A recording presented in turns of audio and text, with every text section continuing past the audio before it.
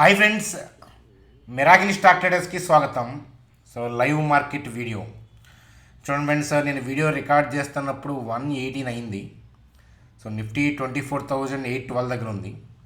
మీకు లైవ్లో రికార్డ్ చేస్తా, మీకు వీడియో లైవ్లో రిలీజ్ చేస్తే మీకు ఎక్స్ప్లెయిన్ చేయడానికి, మీరు నేర్చుకోవడానికి బాగుంటుంది. కాబట్టి మీరేంటంటే వీడియోని జాగ్రత్తగా ఫస్ట్ నుంచి అంటే స్టార్టింగ్ నుంచి ఎండ్ దాకా చూడండి. అర్థమవుతుందా? అది చూడండి సార్. జొమాటో చేతుల్లోకి పేటిఎం బిజినెస్ వెళ్ళిందా? So A part of business వెళ్ళింది? ఇది జొమాటోకి పాజిటివే, పేటిఎంకి పాజిటివే, ఎలాగో చెప్తాను చూడండి. అలాగే so FOMC minutes updates so ఊహించినట్లే వచ్చాయి, కానీ వాళ్ళ కామెంట్స్లో చిన్న ట్విస్ట్ ఉంది. సో అది ఏంటి అనేది చెప్తాను. సో రానున్న రోజుల్లో రేట్ కట్ ఉంటుందా? మరి ఫెడ్ రేట్ కట్ చేస్తే మన కంట్రీ స్టాక్ మార్కెట్కి బూస్టింగ్గా కాదా? సో ఆ విషయాల గురించి చూద్దాం. సో ఐఆర్ఈడిఏకి సంబంధించిన పాజిటివ్ న్యూస్ అప్డేట్ ఉంది. సో ఇట్లాంటివి మనం అనాలిసిస్ చేయాలి. సో శామ్ మెటాలిక్స్, సో నా వ్యక్తిగతమైన స్టడీ వ్యూ స్కామ్ మెటాలిక్స్. గతంలో మనం సెబీ రూల్స్ లేవు కాబట్టి పబ్లిక్ కానీ స్టడీ వ్యూ అనేది శామ్ మెటాలిక్స్లో ఇవ్వటం అనేది జరిగింది. సో శామ్ మెటాలిక్స్ సంబంధించిన పాజిటివ్ న్యూస్ అప్డేట్ బిజినెస్కి సంబంధించి ఏమిటి అనేది చెప్తాను. అలాగే నిన్న మనం లైవ్లో మిరాకిల్లో ఐసిఐసిఐ బ్యాంక్ యొక్క బయింగ్ అబ్జర్వేషన్ని, స్టడీ వ్యూని ఎక్స్ప్లెయిన్ చేశాను, చార్ట్ని. సో మీరు మనం ఎక్స్ప్లెయిన్ చేసిన తర్వాత సో లాస్ట్ 1 అవర్ ఆ టైంలో, అంటే లాస్ట్ 45 మినిట్స్ అట్లా ఐసిఐసిఐ బ్యాంక్లో ర్యాలీ వచ్చింది. ఈరోజు కూడా స్ట్రాంగ్గా మూవ్ అవుతున్న బ్యాంక్స్లో ఐసిఐసిఐ బ్యాంక్ ఒకటి అని చెప్పి మీ అందరికీ తెలుసు. మరి ఐసిఐసిఐ బ్యాంక్ యొక్క చార్ట్ ఏంటి? సో బ్యాంక్ నిఫ్టీ యొక్క ఫర్దర్ మూవ్ ఏంటి? సో నిఫ్టీ యొక్క కథాగమనం ఏంటి? ఇత్యాది విషయాలు లైవ్లో చూస్తూ సింపుల్గా వీడియోని ఎండ్ చేద్దాం. చూడండి ఫ్రెండ్స్, వీడియోలోకి వెళ్ళే ముందు మన ఛానల్ వీడియోని లైక్ చేయడం అనేది మన జన్మ హక్కు. కాబట్టి వీడియోని లైక్ చేద్దాం. చూడండి ఫ్రెండ్స్, కొత్తగా వాచ్ చేస్తున్న వాళ్ళని నేను సబ్స్క్రైబ్ చేయమని చెప్పను. ఈ వీడియోలో నిఫ్టీ, బ్యాంక్ నిఫ్టీ యొక్క చార్ట్ అనాలిసిస్ మీరు చూస్తే కనుక సో ఆటోమేటిక్గా అనాలిసిస్ అయిపోయేలోపు మీరే సబ్స్క్రైబ్ చేసి తీరుతారంతే. సో ఎప్పుడైతే మీరు సబ్స్క్రైబ్ చేస్తారో అప్పుడు బెల్ ఐకాన్ క్లిక్ చేయడం అనేది మర్చిపోవద్దు. చూడండి ఫ్రెండ్స్, ముందుగా నిఫ్టీ యొక్క చార్ట్ చూద్దాం. సో మనం స్క్రీన్ మీద చూస్తుంది నిఫ్టీ యొక్క లైవ్ చార్ట్. సో టైం వచ్చేసరికి 1:24 అవుతూ ఉంది, రైట్. సో నార్మల్గా మీరు చూస్తే ప్రీవియస్ క్లోజింగ్తో కంపేర్ చేస్తే మార్కెట్ గ్రీన్లోనే ఉంది. సో ప్రీవియస్ క్లోజింగ్ కన్నా పైనే ట్రేడ్ అవుతూ ఉంది కదా. సో 24,853, 25,075. సో ఈ పర్టికులర్ యొక్క జోన్ మనం ఏదైతే డ్రా చేసామో దాని యొక్క ఇంపార్టెన్స్ నేను లాస్ట్ నైట్ ఎక్స్ప్లెయిన్ చేశాను, మరొకసారి ఎక్స్ప్లెయిన్ చేస్తాను. సో ఒకసారి చూడండి. సో లాస్ట్ నైట్ మనం చాణక్య స్టాక్ ట్రేడర్స్ అంటే మన ప్రైమరీ ఛానల్లో డ్రా చేసిన లెవెల్ అదే కదా, 24,853, 25,075. సో అక్కడే మనకి ఇప్పుడు సో సెల్ ఆర్డర్స్ ఎగ్జిక్యూట్ అవుతా డిప్ అవుతూ ఉంది.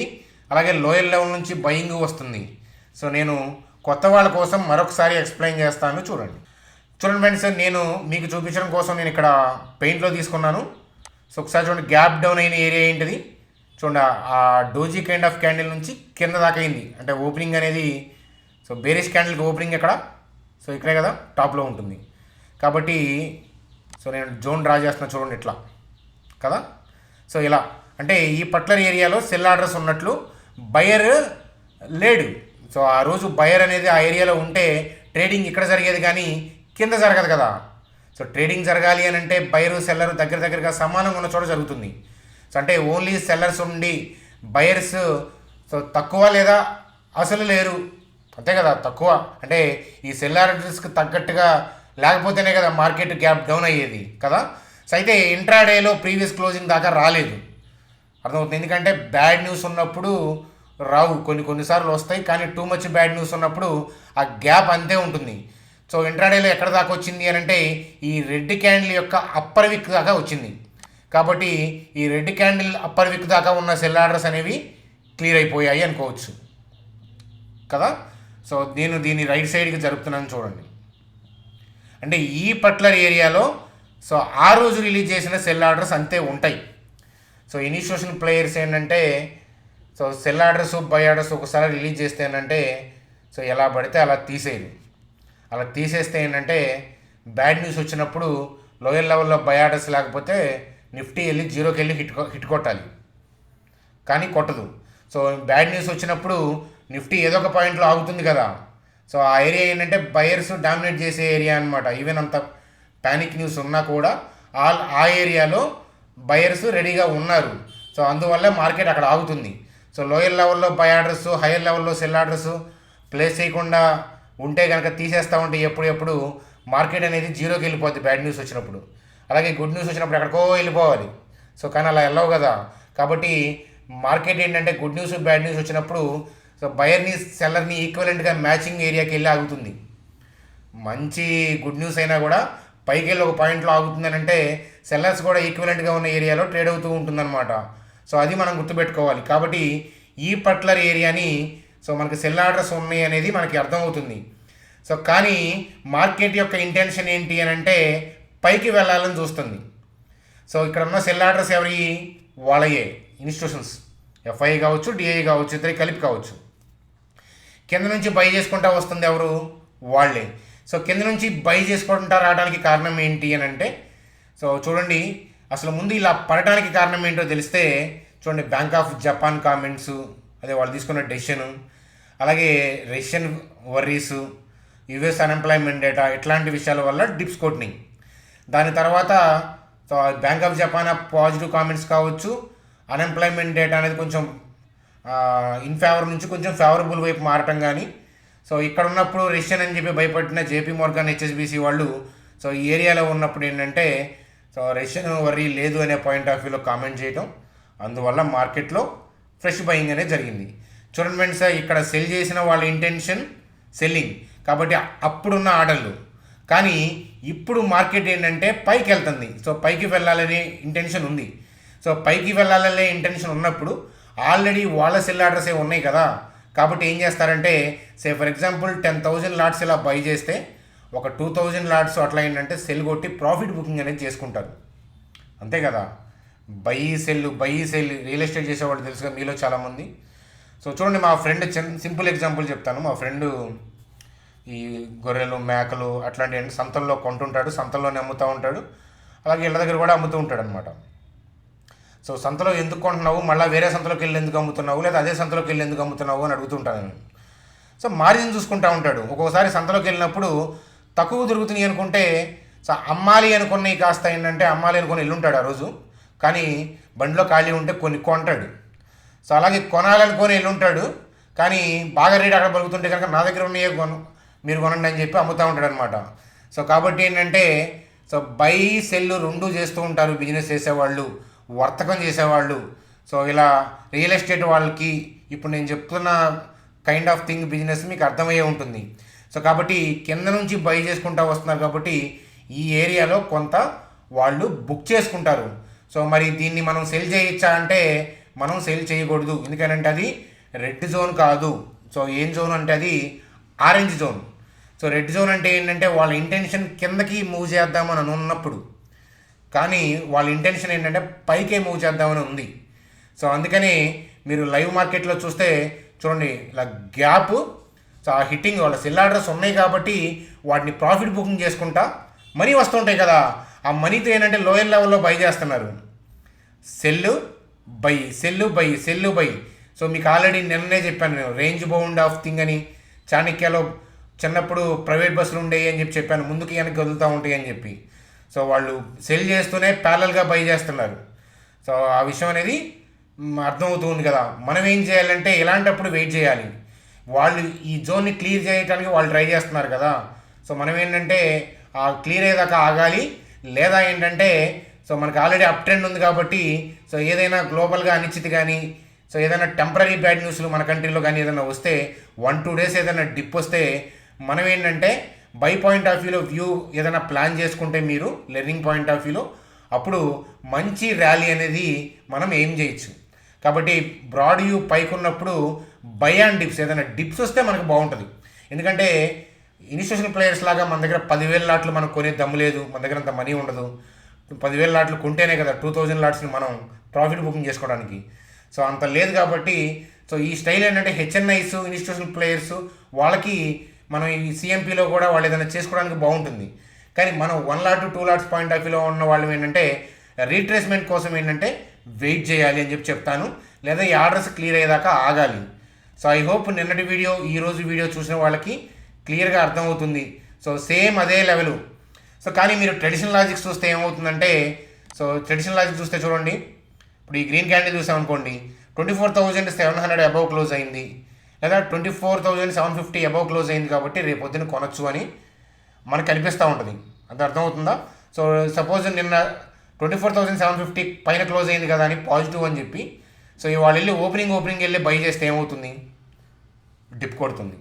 చూడండి ఫ్రెండ్స్, చాలా జాగ్రత్తగా ఉండాలి. అలాగే మీలో చాలామందికి ట్రెడిషనల్ లాజిక్స్ తెలుసు, అందుకే ఇవి కూడా ఎక్స్ప్లెయిన్ చేస్తున్నాను. చూడండి ఫ్రెండ్స్, 24,853 దాటితే పాజిటివ్ అనుకుంటారు. సో ఎందుకంటే ఇక్కడ గ్యాప్ ఉంది కాబట్టి 24,853 అనేది రెసిస్టెన్స్ అని చెప్పి రీటైల్ పీపుల్ అనుకుంటారు. సో 24,853 అబవ్ బై అనే పాయింట్ ఆఫ్ వ్యూలో వాళ్ళు ఉంటారు. కానీ చూడండి ఫ్రెండ్స్, 24,853 అబవ్ ఏమేమి జరుగుతుంది? యాక్చువల్గా ప్రాఫిట్ బుకింగ్ జరుగుతుంది. చూడండి ఫ్రెండ్స్, అంత తేడా ఉంది. అందుకే 95% ఆఫ్ ది పీపుల్ లూజ్ అవుతారు. సో మీరు ఏమీ టెన్షన్ పడాల్సిన అవసరం లేదు, ఏ లాజిక్ మన స్టాక్ మార్కెట్లో అవసరం లేదు. జస్ట్ మీరు మార్కెట్ ఎడిపోతుందో అబ్జర్వేషన్ అది కరెక్ట్గా జడ్జి చేయగలిగితే చాలు. అర్థమవుతుందా? ఐ విల్ హెల్ప్ యూ, అంటే మీకు so initiation orders cell orders ఎక్కడ ఉన్నాయో హెల్ప్ చేస్తూ ఉంటాను. కానీ మీరు ఇన్నర్ సెన్స్ని ఎప్పుడు కోల్పోవద్దు. ఎందుకంటే మీరు ఓవరాల్గా మార్కెట్ చూస్తుంటే మీకే తెలుస్తుంది బ్రేక్అవుట్ వస్తుందా లేదా, ఎడిపోవాలని చూస్తున్నారు అని. సో వాటిల్లో మన అంచనా అనేది 50% రేట్ అయితే చాలు. అర్థమవుతుందా? సో ట్రెడిషనల్ లాజిక్స్ వల్ల ఏంటంటే మన మైండ్ ఖరాబ్ అవుతుంది. సో 24,853 దాకా ఆగి సో అప్పుడు మనం ఏంటంటే బై చేసి ఇరుక్కుపోతాం. అర్థమవుతుందా? సో వెయిట్ చేయాలి. ఇది క్లియర్ అవుతుంది అంటే ఇది క్లియర్ అయ్యే లోపు ఏదైనా బ్యాడ్ న్యూస్ వస్తే గ్లోబల్గా మనం ఇరుక్కుపోతాం కదా. సో అదనమాట కదా. సో మీరు చూడండి, ట్రెడిషనల్ లాజిక్స్ చూస్తే కనుక 25,075 దాకా ఆగండి, 24,853 దాకా ఆగండి, 24,700 దాకా ఆగండి, అది దాటి క్లోజ్ అయ్యేదాకా ఆగండి అని చెప్పి మనల్ని వెయిట్ చేయిస్తూ ఉంటాయి లాజిక్స్. ఒకవేళ దాటిన తర్వాత మనం కొందామంటేనేమో వాళ్ళు ప్రాఫిట్ బుకింగ్ చేసుకునే ఏరియాలో దొరుకుతాం. అర్థమవుతుందా? సో అదనమాట. సో కాబట్టి సో నేను చెప్పింది మీకు అర్థమైంది చాలామందికి అని అనుకుంటున్నాను. So that's set. కాబట్టి ఏంటంటే మనం వెయిట్ చేయాలి. ఏదైనా రీట్రేస్మెంట్ వస్తే కనుక మనం సో స్వింగ్ పాయింట్ ఆఫ్ వ్యూలో లెర్నింగ్ వ్యూని నేను ప్లాన్ చేస్తాను అని చెప్తాను. చూడండి sir, bank Nifty. So bank Nifty చూడండి, ఇంట్రాడే క్యాండిల్లో గ్రీన్ ఉంది కదా. సో లాజిక్ కూడా సింపుల్. చూడండి, బ్యాంక్ నిఫ్టీ తీసుకుందామా? సో బ్యాంక్ నిఫ్టీది నేను చూపిస్తాను చూడండి. సో ప్రీవియస్ క్లోజింగ్ ఏరియా ఇది, అవునా? చూడండి, ప్రీవియస్ క్లోజింగ్ ఏరియా ఇది. ఎందుకంటే గ్రీన్ క్యాండిల్ కాబట్టి క్లోజింగ్ ఏరియా అబవ్ ఉంది కదా. సో అక్కడ నుంచి గ్యాప్ డౌన్ అయింది రెడ్ క్యాండిల్. కాబట్టి ఈ పర్టికులర్ ఏరియా నుంచి ఈ రెడ్ క్యాండిల్ యొక్క అప్పర్ విక్ దాకా మనకి సెల్ ఆర్డర్స్ ఉన్నాయి కదా. నేను మీకు పెయింట్లో చూపిస్తాను, ఓపికగా వినండి. చూడండి ఫ్రెండ్స్, నేను పెయింట్లో చూపిస్తున్నాను. చూడండి, ప్రీవియస్ క్లోజింగ్ దగ్గర నుంచి ఓపెనింగ్ దాకా కదా గ్యాప్ డౌన్ అయిందంటే సెల్ ఆర్డర్స్ ఉన్నాయి. కానీ ఇంట్రాడేలో పైదాకా వెళ్ళింది అని అంటే అప్పర్ విక్ ఎక్కడైతే ఉందో అక్కడ దాకా ఆర్డర్లు క్లియర్ అయిపోయాయి. కాబట్టి ఇప్పుడు సెల్ ఆర్డర్స్ ఉన్న ఏరియా ఇది, అవునా? చూడండి ఫ్రెండ్స్, ఆ జోన్లోకి వెళ్ళినప్పుడు టేలు డమేలను కొడుతుంది. చూడండి, జోన్లోకి వెళ్ళినప్పుడు పైన ప్రాఫిట్ బుకింగ్ అవుతుంది చూడండి, అవునా? ప్రాఫిట్ బుకింగ్ అవుతుంది. సో అట్లాగే సో చూడండి, మనకి ఎక్కడ దాకా క్లియర్ అయినాయి ఆర్డర్లు అని చూస్తే, సో ఇవాళ క్యాండిల్ వదిలేసేయండి. సో ఇవాళ క్యాండిల్ ఇది కదా, వదిలేసేయండి. సో ఇది ప్రీవియస్ క్యాండిల్. సో ఈ లైన్ పైన అప్పర్ విక్ ఉంది కదా, సో అక్కడ దాకా క్లియర్ అయిపోయినాయి, అవునా? సో ఇవాళ క్యాండిల్ ఇది. సో అంటే ఈ పైనంతా సెల్ ఆర్డర్స్ ఉన్నాయి, అంతేనా? అంటే ఈ అప్పర్ విక్ పైన సెల్ ఆర్డర్స్ ఉన్నాయి. చూడండి, ఈ అప్పర్ విక్ పైన ఇరుక్కుపోతారు రీటైల్ పీపుల్. చూడండి, అలాగో నేను చూపిస్తాను.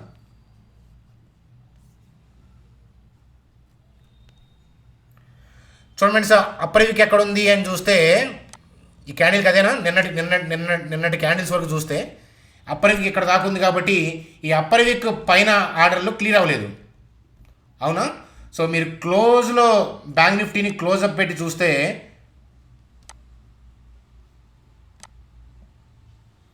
చూడండి, ఆ అప్పర్ విక్ పైన ప్రాఫిట్ బుకింగ్ అవుతుంది. చూడండి, అప్పర్ విక్ పైన ప్రాఫిట్ బుకింగ్ అవుతుంది.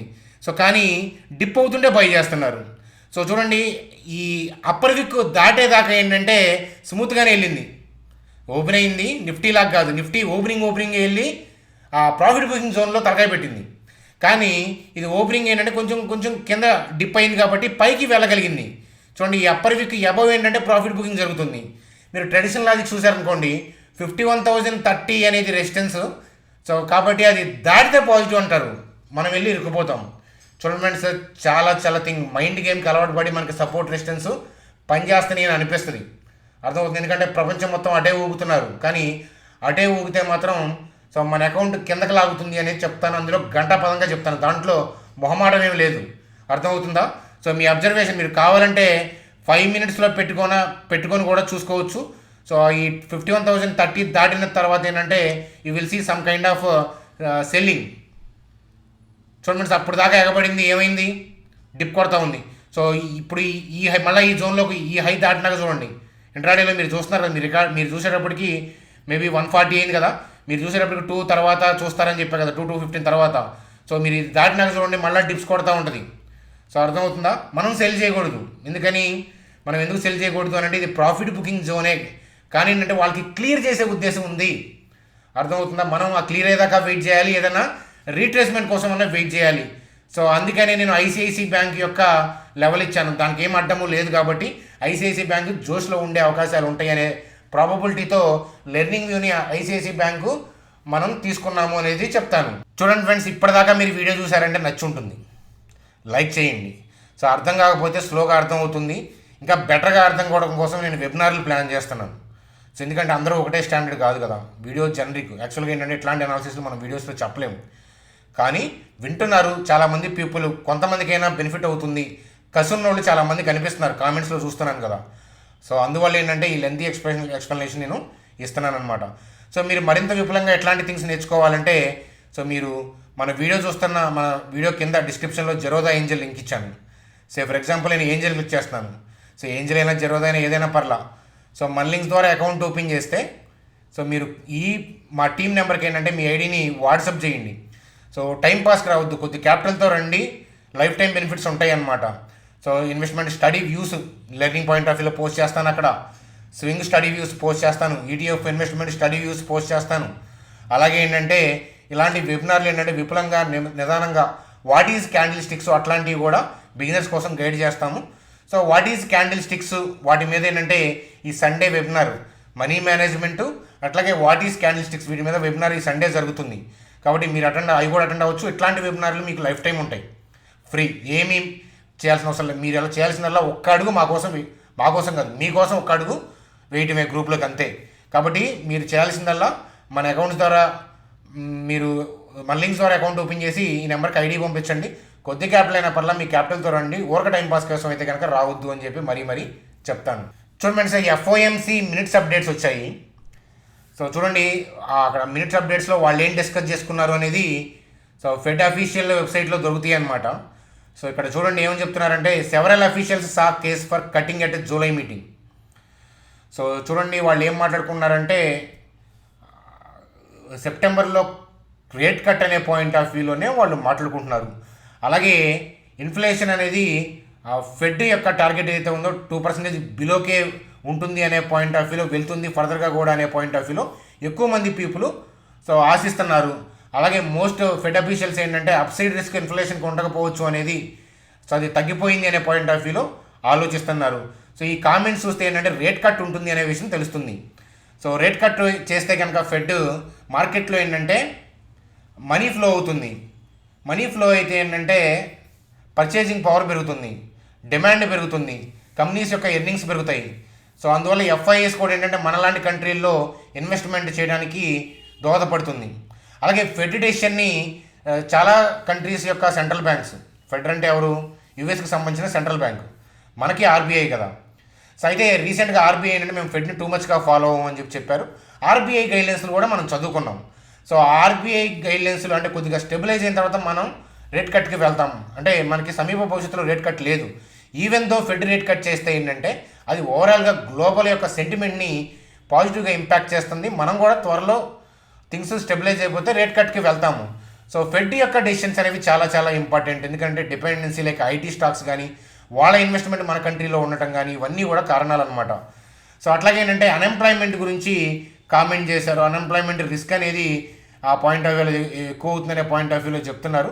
అన్ఎంప్లాయ్మెంట్ అనేది వర్రీ పాయింట్ ఆఫ్ వ్యూగా వాళ్ళు ఆలోచిస్తున్నారు అనమాట. హైయర్ రిస్క్ ఉంటుంది ఇంకా అనే పాయింట్ ఆఫ్ వ్యూలో సో చూస్తున్నారనమాట. సో కాబట్టి ఇవన్నీ కూడా ఎఫ్ఓఎంసీ మినిట్స్ అప్డేట్గా చూడొచ్చు. కాకపోతే ఏంటంటే ఇవన్నీ కూడా పీపుల్ ఊహించినయే, అర్థమవుతుందా? వాళ్ళు చెడుగా ఏమీ వాళ్ళు సడన్గా షాకింగ్ కామెంట్స్ ఏమీ మనకి బయటికి రాలేదు కాబట్టి మార్కెట్ ఆల్రెడీ పాజిటివ్ బజ్లోనే ఉంది. కాబట్టి ఓవరాల్గా యుఎస్ మార్కెట్లోను ఇండియన్ మార్కెట్లోను ట్రెండ్ అప్ జరగచ్చు. రేపొద్దున ఏం జరుగుతుంది అది ఊహించద్దు. ఓవరాల్గా మార్కెట్ యొక్క సెంటిమెంట్ అనేది అప్. 1-2 డేస్ అనేవి బ్యాడ్ న్యూస్లు వస్తే డిప్ అవుతూ ఉంటాయి. వాటి గురించి నేను మాట్లాడట్లేదు. ఓవరాల్గా ఫెడ్ మంచి కామెంట్సే చేసిందని చెప్పచ్చు. చూడండి సార్, పేటీఎంకి సంబంధించి జొమాటోకి సంబంధించి సో యాక్చువల్గా ఏంటంటే ఎంటర్టైన్మెంట్ బిజినెస్ ఏదైందో టికెటింగ్ బిజినెస్ అనేది మూవీస్ ఈవెంట్స్ అది పేటీఎం వాళ్ళు ఏంటంటే జొమాటోకి అమ్మారనమాట. పేటీఎం మొత్తాన్ని ఏమో అమ్మలా, ఆ పార్ట్ ఆఫ్ ఎంటర్టైన్మెంట్ ఆ టికెటింగ్ బిజినెస్ని అమ్మారనమాట. సో పేటీఎం పరిస్థితి ఏంటో మీకు తెలుసు. ఆర్బీఐ డిసిషన్ వల్ల అతలాకుతలం అయ్యింది ఈ మధ్య. సో వాళ్ళు ఫండ్ రైజింగ్ పాయింట్ ఆఫ్ వ్యూలో ఇట్లాంటి వాటిని అమ్ముకుంటూ వెళ్తున్నారు. అయితే అంటే జొమాటో రీసెంట్గా ఎంత గ్రోత్ చూపిస్తుందో చూసాం కదా. బ్లింకిట్ డౌన్ ఉన్నా కూడా దాన్ని వాళ్ళు దాన్ని కొనుక్కొని దాన్ని మంచిగా నడిపిస్తూ ఉన్నారు. జొమాటో డెలివరీస్ బాగున్నాయి. సో అట్లాగే ఏంటంటే సో రీసెంట్గా చూడండి వాళ్ళ ఇన్వెస్ట్మెంట్స్ ఎట్లా తీసుకుంటా సో లక్రేటివ్గా కొనుక్కుంటూ పైకి వెళ్తున్నారు. పేటీఎం వాళ్ళు ఇట్లాంటి బిజినెస్ని ఈ టైంలో వదిలించుకోవడం అనేది పేటీఎంకి పాజిటివ్. ఇలాంటి సమయంలో జొమాటో పేటీఎం యొక్క బిజినెస్ని కొనడం అనేది పాజిటివ్. రెండు కూడా పాజిటివ్. ఒకళ్ళు అమ్ముకు తగ్గినా పాజిటివే, ఇంకొకళ్ళు కొనుక్కున్నా పాజిటివే. ఎందుకనంటే వీళ్ళు హ్యాండిల్ చేయగలరు. ఇప్పుడున్న పొజిషన్కి వాళ్ళు హ్యాండిల్ చేయలేరు. చూడండి, జస్ట్ డైలీ రిలయన్స్ కొంది, దాని తర్వాత దాని పాజిటివ్ మూమెంట్ చూశారు కదా. కానీ అంతకుముందు ఇబ్బందులు పడింది. అంటే జస్ట్ డైలో రిలయన్స్కి అమ్మటం పాజిటివ్, రిలయన్స్ జస్ట్ డైల్ని కొనడం రిలయన్స్కి పాజిటివ్. సో అర్థమైందా? అట్లా అనమాట. సో మ్యూచువల్ అనమాట. సో కాబట్టి సిటీ వాళ్ళేమో టార్గెట్ ప్రైజ్ని పెంచి సెల్ అని చెప్తున్నారు. సో ఇది ఒక కారణమే కాదు, ఇతరత్ర థింగ్స్ కూడా చూడాలి కదా. అందువల్ల నెగిటివ్గా ఉన్నారనేది మనకి ఇక్కడ సో అప్డేట్స్ ద్వారా కనిపిస్తూ ఉంది. సో అలాగే మెయిన్ ఏంటంటే ఇక్కడ గవర్నమెంట్ కోసం అప్రూవల్ పెట్టుకున్నారు కదా ఎఫ్డిఐ పేమెంట్ అని చెప్పి. సో అది కనుక వర్కౌట్ అయితే పేటీఎంని మనం అందుకోలేము. కాకపోతే సో మనం టెక్నికల్గా ఏం చూడాలంటే మీరు ఒక 1 డే ముందు చూసారనుకోండి, అలాంటి ఈవెంట్స్ జరగబోయే ముందు 1 వీక్ అలా చూస్తే కనుక అలా అంటే అప్రూవల్ వస్తుందా లేదా అనేది మార్కెట్ ప్రెడిక్ట్ చేస్తుంది. అర్థమవుతుందా? సో ఆ ముందు డేస్లో చూసుకుంటే ఆ ర్యాలీస్ వస్తున్నాయి అనుకోండి, దాన్ని బట్టి మనం ఏదైనా టెక్నికల్ పాయింట్ ఆఫ్ వ్యూలో ఏదైనా స్టడీ యూజ్ చేసుకోవచ్చు. చూడండి సార్, శామ్ మెటాలిక్స్ గతంలో స్టడీ వ్యూ ఇచ్చాను కదా. So announces phase 1 of clean energy project. చూడండి సార్, మన government clean energy, green energy so అంతే కదా, ఇటువైపే స్పెండ్ చేస్తూ ఉంది కదా ఎక్కువ. కాబట్టి శామ్ మెటాలిక్స్ వాళ్ళ స్టెప్స్ వేశారు శుభసూచకం. సో గతంలో నా వ్యూ ఇవ్వడం అనేది జరిగింది, స్టడీ వ్యూ. అప్పుడు సెబీ రూల్స్ లేవు. సో ఆ శామ్ మెటాలిక్స్ పాయింట్ ఆఫ్ వ్యూలో వాళ్ళు బిజినెస్ మంచిగానే వెళ్తున్నారు. అలాగే project divide in 3 phases with capital investment of 50 crores అనేది కనిపిస్తూ ఉంది. సో ఈ స్టెప్స్ వేయటం శామ్ మెటాలిక్స్ గ్రోత్కి మంచిదే, బూస్టింగ్ అని చెప్పచ్చు. చూడండి సార్, ఐఆర్ఈడిఏ చార్ట్ చూద్దాం. సో ఐఆర్ఈడిఏ 8% పెరిగింది. ఎందుకంటే ఫండ్ రైజింగ్ ప్లాన్స్ అనమాట. సో ఫండ్ రైజ్ చేసుకొని రెవెన్యూ పెంచుకొని ప్రాఫిట్లు పెంచుకునే అవకాశాలు ఉంటాయి కదా. సో బిజినెస్ని ఎక్స్పాండ్ చేస్తున్నారు కాబట్టి ఇక్కడ స్టాక్ ఈరోజు ఎక్స్పాండ్ అయి కూర్చుంది. సో అదనమాట న్యూస్ అప్డేట్. సో ఒకసారి చార్ట్ని స్టడీ చేద్దాం పదండి. సార్ ఐఆర్ఈడిఏ స్టాకు సో మంచి ర్యాలీ జోష్.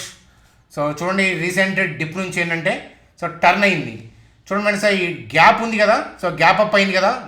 అంటే గుడ్ న్యూస్ అనేది సో ఓపెనింగ్ కన్నా ముందే వచ్చింది. అంటే ఇవాళ మార్కెట్ ఓపెనింగ్ కన్నా గుడ్ న్యూస్ ఉంది. అందువల్ల ఏంటంటే సో ఇక్కడ చూడండి, ఇక్కడ బై ఆర్డర్స్ అంతే ఉండిపోయినాయి. So same logic. సో అర్థమవుతుందా? సో ఎప్పుడైనా రీట్రేస్మెంట్ అయిందనుకోండి, ఎప్పుడైనా బ్యాడ్ న్యూస్లు కానీ మార్కెట్లో బ్యాడ్ న్యూస్ల వల్ల కానీ సో డిప్ అయిందనుకోండి, సో ఈ జోన్ వర్కౌట్ అవుతుంది. కాబట్టి ఇలాంటివి మార్క్ చేసుకొని అలర్ట్ పెట్టుకోవాలన్నమాట. సో అలర్ట్ ఎలా పెట్టుకోవాలి చూడండి ఇక్కడ. సో అలర్ట్ పెట్టుకుంటున్నాను. ఇప్పుడు నాకు 245 వస్తే జోన్ కదా. సో కాబట్టి అలర్ట్ కాబట్టి మనకి ముందే ఉండాలి కాబట్టి సో జస్ట్ ఏంటంటే నేను ఇక్కడ 250కే పెట్టుకుంటాను. సో 250 లెస్ దాన్ ఎప్పుడన్నా వచ్చిందనుకోండి, మనం అప్పుడు అరే ఎందుకని అలర్ట్ మనకి అలర్ట్ టంగ్ అని వస్తుంది, సౌండ్ పాపప్ వస్తుంది. ఎందుకు అలర్ట్ పెట్టుకున్నామని ఒకసారి మనం చార్ట్కి వెళ్ళి స్టడీ చేసుకుంటే అప్పుడు ఆపర్చునిటీ ఉందా లేదా, ఆ మూమెంట్లో ఎలా ఉంది, ఈ జోన్లో వాలిడేషన్ ఎట్లా ఉంది చూసుకొని మంచి స్వింగ్ ట్రేడ్ ప్లాన్ చేసుకోవచ్చు అనమాట. అది దీంతో పాటు వెళ్ళాలంటే వెళ్ళచ్చు, కాకపోతే ఇవాళ అయితే కాదు. సో కొద్దిగా డిప్ అయిన తర్వాత కట్ అయిన తర్వాత అట్లీస్ట్ ఏంటంటే ఈ క్యాండిల్ యొక్క హైట్ ఉంది కదా, దాంట్లో ఏంటంటే సగం అన్నా కట్ అవ్వాలి. ఇక్కడ ఈ లైన్ కింద 255 బిలో మనం చూడొచ్చు స్వింగ్ పాయింట్ ఆఫ్ వ్యూలో ఏదైనా స్టడీ చేసుకోవాలంటే. చూడండి ఫ్రెండ్స్, ఈ రోజు న్యూస్ అప్డేట్ ఆ రోజే పనికి రాకపోవచ్చు. Bad news, good news. మీరేం చేస్తారంటే జస్ట్ సపోర్ట్ రెసిస్టెన్స్, లేకపోతే ఇవాళ ఉన్న గుడ్ న్యూస్లు ఏంటి, బ్యాడ్ న్యూస్లు ఏంటి, సోషల్ మీడియాలో ఇవే కనిపిస్తాయి కదా. కానీ వాటి వల్ల ఇమ్మీడియట్ బెనిఫిట్లు అనేవి ఉండవు. కానీ అలాంటి వాటి వల్ల బెనిఫిట్లు ఉంటాయి, కానీ ఇమ్మీడియట్ బెనిఫిట్లు ఉండవు. అర్థమవుతుందా? అది ఇప్పుడు ఈ గుడ్ న్యూసే. సో దాండే వచ్చి ఇలా కట్ అయినప్పుడు, ఇలా రీట్రేస్మెంట్లు వచ్చినప్పుడు దీని కింద కానీ ఇక్కడ కానీ మంచి స్వింగ్ పాయింట్ ఆఫ్ వ్యూలో, లెర్నింగ్ పాయింట్ ఆఫ్ వ్యూలో ఏంటంటే మంచి ట్రేడ్ వ్యూస్ దొరుకుతాయి. అర్థమవుతుందా? సో మీరు చూడండి, గోధుమ గడ్డి ఉంది, 15 రోజులు కట్టేసి దాని తర్వాత జ్యూస్ తాగుతాను నేను. సో అలాగే మామిడికాయ చెట్టు ఉందనుకోండి, టెంకే ఇవాళ వేస్తే అది ఎప్పటికీ అవుతుందో. కొబ్బరి చెట్లు వాళ్ళ మొక్కలు వేస్తే 20 years, 10 years, 55 years, దాని తర్వాత కాపు, దాని ప్రాఫిటబిలిటీ వేరే ఉంటుంది. అంతే కదా. కాబట్టి ఏంటంటే పొలమైనా అంతే కదా, 3 నెలలకో 4 నెలలకో పంట వస్తుంది. అట్లాగే ఏంటంటే న్యూస్ అప్డేట్లు చూసి ఇమ్మీడియట్గా వాటి మీద ఎగబడేవాళ్ళు స్టాక్ మార్కెట్లో వాళ్ళ లైఫ్ అనేది 3 to 6 months ఉంటుంది. క్యాపిటల్ అయిపోతుంది, మళ్ళీ క్యాపిటల్తో వస్తే మళ్ళీ 3 to 6 months ఉంటుంది. అలా కాదు, వాటితో అతుక్కొని ఇన్వాల్వ్ అయ్యి మనం ముందుగా ప్లాన్ చేసుకొని మన స్టాక్సే అనుకొని. ఎందుకంటే సోషల్ మీడియాలో ఇవాళ హైలైట్స్ చదువుతారు, రేపు హైలైట్స్ చదువుతారు, ఎల్లుండి హైలైట్స్ చదువుతారు. కానీ మన మనీ అట్లా వాటితో రావు కదా. కాబట్టి ఆ హైలైట్స్ అన్నీ మనం కూడా వినాలి. అన్ని ఛానల్స్ చూడండి. కాకపోతే ఏంటంటే ఇలా నేను చెప్తే కొన్ని టిప్స్ని ఫాలో అయ్యి మీరు అబ్జర్వ్ చేస్తే కనుక మంచి ట్రేడరు, మంచి ఇన్వెస్టర్ కూడా అవుతారు, అందులో డౌటే లేదని చెప్పి మరొకసారి చూడండి ఫ్రెండ్స్. ఐసిఐసిఐ బ్యాంక్ యొక్క టెక్నికల్ చార్టు. సో మంచి లాజిక్ నేను ఈవినింగ్ చాణక్యాలో ఇంకా విపులంగా చెప్తాను దీని గురించి. సో 1165, సో 1152 అనేది ఇక్కడ ఇన్స్టిట్యూషన్ ప్లేయర్స్ యొక్క బై ఆర్డర్స్ ఉన్నాయి. స్టడీకి మంచిగా ఉంటుంది అనే పాయింట్ ఆఫ్ వ్యూలో చేశాను. మీరు వీడియో నేను చేస్తున్నప్పుడు మీకు ఈ జోన్లో ఉంది. నిన్న పడుతుంది కదా అని భయపడద్దు, ఐసిఐసిఐ బ్యాంక్లో ర్యాలీ వస్తుంది అని పబ్లిక్గా చెప్పాను. అంత లైవ్లో ఇంత రికార్డింగ్ చేస్తూ లైవ్లో టెలిగ్రామ్ సపోర్ట్ ఇస్తూ మీకు చేస్తున్న ఛానల్ ఏదైనా ఉంది అని అంటే మన మిరాకిలు, చాణక్య స్టాక్ ట్రేడర్స్ తర్వాతే ఉండొచ్చు ఇంకేదైనా ఇండియాలో. I have not identified. Pre market ఉంటుంది, పోస్ట్ మార్కెట్ ఉంటుంది, కానీ లైవ్ మార్కెట్ అనేది మిరాకిల్లో ఉంటుంది. అలాగే అంతలా ఎక్స్ప్లెనేషన్ అనేది చాణక్యలో ఉంటుందన్నమాట. సో కాబట్టి ఐసిఐసిఐ బ్యాంక్ నిఫ్టీతో కంపేర్ చేస్తే, అలాగే హెచ్డిఎఫ్సితో కంపేర్ చేస్తే ఐసిఐసిఐ బ్యాంక్లోనే మంచి ర్యాలీ వస్తుంది అనే పాయింట్ ఆఫ్ వ్యూలో నిన్న వ్యూ చెప్పడం అనేది జరిగింది, వచ్చింది. సో ఓవరాల్గా 1 day వెనకబడచ్చు, ఇది అవ్వచ్చు, కానీ ఓవరాల్గా 1202 అబోవ్కి వెళ్తుంది. ఎవరైతే ఇక్కడ స్టడీ వ్యూ 1166, 65 దగ్గర తీసుకున్నారో వాళ్ళకి చెప్తున్నాను 1102కి వెళ్తుంది. అంతేగాని ఇవాళ సబ్స్క్రైబ్ చేశాను ఇప్పుడు కొత్తగా వచ్చిన వాళ్ళు ఆగండి. వేరే స్టాక్స్లో ఏదైనా స్టడీ వ్యూస్ ఉంటే మీరు అక్కడ అబ్జర్వేషన్ మీరు చూద్దరు కానీ. సో అదనమాట కథ. చూడమని ఏదైనా మిస్ చేసి ఉంటే కనుక evening Chanakya stock traders video ఎడదిరిగి ఉంటుంది కాబట్టి అక్కడ చెప్తాను. సో చాలా లెంతీ ఎక్స్ప్లెనేషను, మీరు నేర్చుకుంటారు. మనం ఏంటంటే ఎంతమంది చూశారు, ఎంత సబ్స్క్రైబర్లు వచ్చారు, దానివల్ల ఏం బెనిఫిట్ ఉండదు. సో మీరు ఎంతమంది సబ్స్క్రైబర్లు వచ్చినా నేను తినేది కూరగాయలు, ఫ్రూట్స్, రైస్, అప్పుడప్పుడు నాన్ వెజ్, అంతే కదా. లైఫ్ కొత్తగా ఏం వెళ్ళదు. చూడండి, మనం మట్టిలో పుట్టాం. మట్టిలో 6 గంటల రోజు నడిస్తేనే బాడీ వోల్టేజ్ 0 అవుతుంది, కింద పడుకుంటేనే ఆరోగ్యం బాగుంటుంది. కాబట్టి సో లగ్జరీ ఎంజాయ్ చేస్తాను అప్పుడప్పుడు, నేను కాదనట్లేదు, ఉండాలి. కాకపోతే ఏంటంటే సో మట్టిలో పుట్టాం, ఎప్పటికైనా మట్టిలో కలిసిపోతాం అనే కాన్సెప్ట్ నాదనమాట. అందువల్లే వినేవాళ్ళు కొద్దిమంది అయినా చాలు, కసున్నోళ్ళు కొద్దిమంది అయినా చాలు, ఆ పాయింట్ ఆఫ్ వ్యూతో వెళ్తాను. సో ఏముంటుంది, కుప్పలు తెప్పలుగా చూసి అటు ఇటు జరిపి మీరు టైం స్టాంప్స్ చూసుకుంటూ అటు ఇటు జరిపారనుకోండి, ఉపయోగం ఉంటుందా? అందుకే నేను టైం స్టాంప్స్ కూడా పెట్టను. మీ అభిప్రాయాలు కామెంట్ సెక్షన్లో తెలియజేస్తారనుకుంటూ ఆశిస్తూ, బాయ్ ఫ్రెండ్స్, గుడ్ డే.